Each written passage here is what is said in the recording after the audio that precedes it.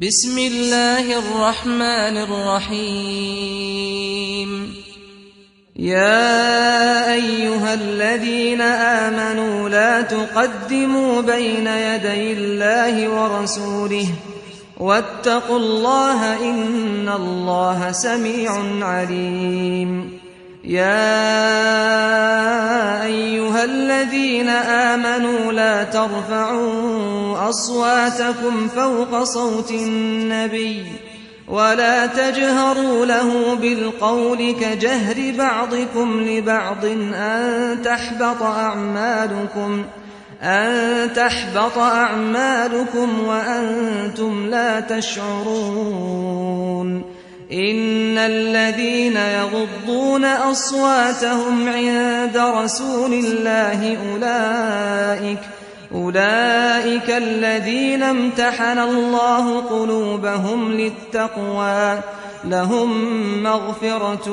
وأجر عظيم إن الذين ينادونك من وراء الحجرات أكثرهم لا يعقلون ولو أنهم صبروا حتى تخرج إليهم لكان خيرا لهم والله غفور رحيم يا أيها الذين آمنوا إن جاءكم فاسق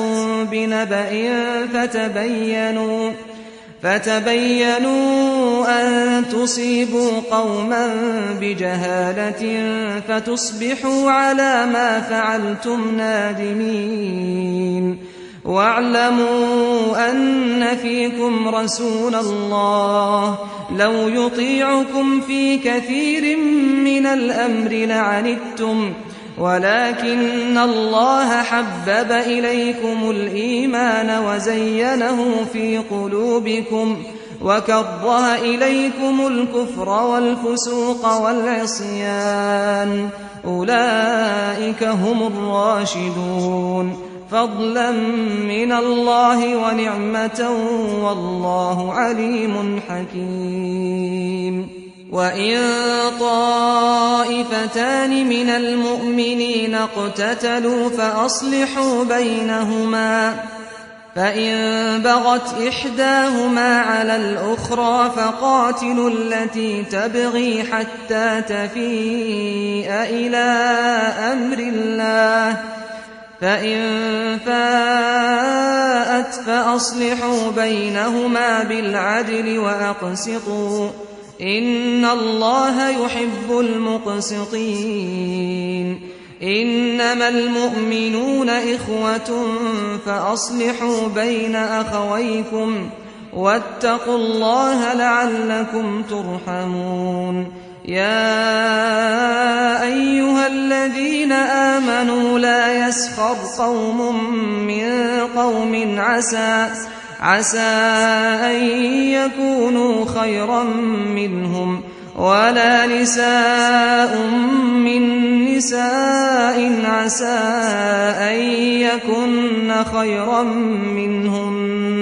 ولا تلمزوا أنفسكم ولا تنابزوا بالألقاب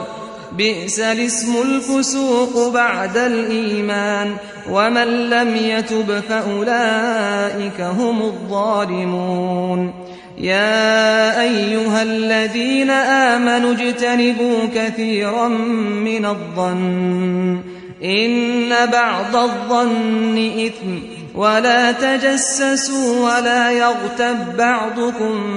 بعضا أيحب أحدكم أن يأكل لحم أخيه ميتا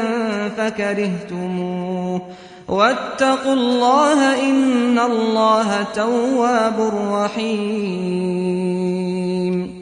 يا أيها الناس إنا خلقناكم من ذكر وأنثى وجعلناكم شعوبا وقبائل لتعارفوا إن أكرمكم عند الله أتقاكم إن الله عليم خبير قالت الأعراب آمنا قل لم تؤمنوا ولكن قولوا أسلمنا ولما يدخل الإيمان في قلوبكم وإن تطيعوا الله ورسوله لا يلتكم من أعمالكم شيئا إن الله غفور رحيم إنما المؤمنون الذين آمنوا بالله ورسوله ثم لم يرتابوا وجاهدوا بأموالهم وأنفسهم في سبيل الله أولئك هم الصادقون